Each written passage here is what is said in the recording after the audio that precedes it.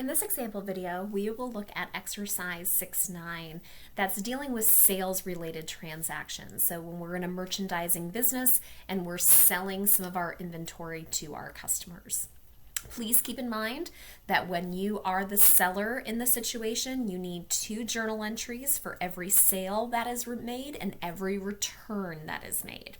So they want us to journalize the following transactions. So in A, it says that we sold merchandise for cash for $116,300 and the cost of the merchandise sold was $72,000.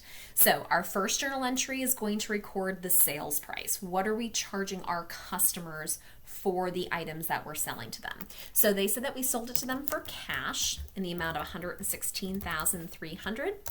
And our sales price goes with our sales revenue account. So we increase our cash. We're receiving some assets from our customer. And the reason that we are receiving those assets is because we made a sale to them. We also need to have a second journal entry. We follow this perpetual inventory system, which means that our inventory levels are constantly updating with every purchase, every sale, and every return that is made to us. So we need to record that. So we're going to debit our cost of merchandise sold account. Remember, your cost of merchandise sold account is an expense account to you. It's representing how much did it cost us to buy the inventory that we just sold. And we are going to credit our merchandise inventory because we've sold that asset. Remember, we always record the inventory that we purchase at the cost that we paid for it, and that's why it's being removed at the cost that we are paying for it. And we're going to charge our customer that sales price. So merchandise inventory goes with your cost of merchandise sold, and your sales price goes with your sales revenue account. In B, it says we sold merchandise on account for $755,000 and the cost of the merchandise sold was $400,000.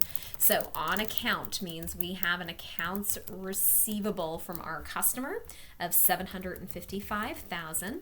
And the reason why we're going to receive that money sometime in the future is because we made a sale. Again, that is not pure profit to us. We actually had to spend money in order to acquire that inventory that we just sold to our customers for $755,000. So we need that second journal entry to record our cost, and they said our cost was $400,000. So our cost of merchandise sold, our expense account is increasing by that $400,000. And we decrease what we have in fact sold, which was our merchandise inventory. In transaction C, it says we sold merchandise to customers who used MasterCard and Visa in total for $1,950,000, and the cost of the merchandise sold was $1,250,000. Anytime our customer pays us using a credit card, so MasterCard, Visa, Discover, American Express, it's considered a cash sale to us because when that customer swipes that MasterCard, for example, MasterCard is going to pay us, the company, the cash, and the customer is now going to owe MasterCard. So it's considered a cash sale to us. So we're going to record our cash that we're receiving. So our cash, we're getting $1,950,000, and that is our sales price. And we need that second journal entry, our cost of our merchandise sold, and what we sold is our merchandise inventory. And again, they told us in this problem that the cost was $1,250,000.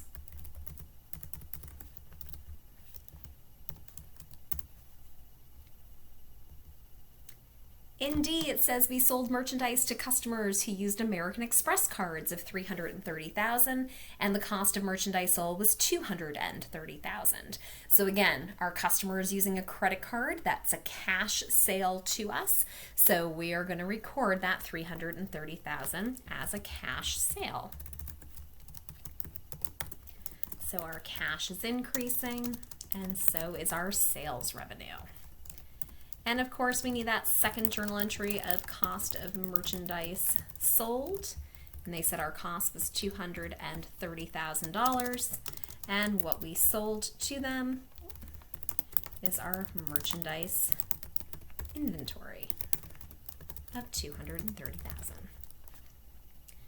And finally, our last transaction, it says we paid $81,500 to the National Clearinghouse credit card company for services fees for processing MasterCard, Visa, and American Express sales. So we as the company, as part of running and operating our business, we are allowing our customers to pay with credit card. That's a good thing for us, right? Not everyone's going to have cash immediately on hand in order to pay us. So by allowing our customers to use credit cards, we're opening up the possibility of generating more revenue for our business. However, in order to do that, we do have to pay for somebody, this processing or this clearinghouse, to process those credit card transactions. There's a fee associated with that. But it's part of us running and operating our business. It's an expense to our business because it's helping us generate more revenues for our business. So that $81,500 gets recorded as an expense.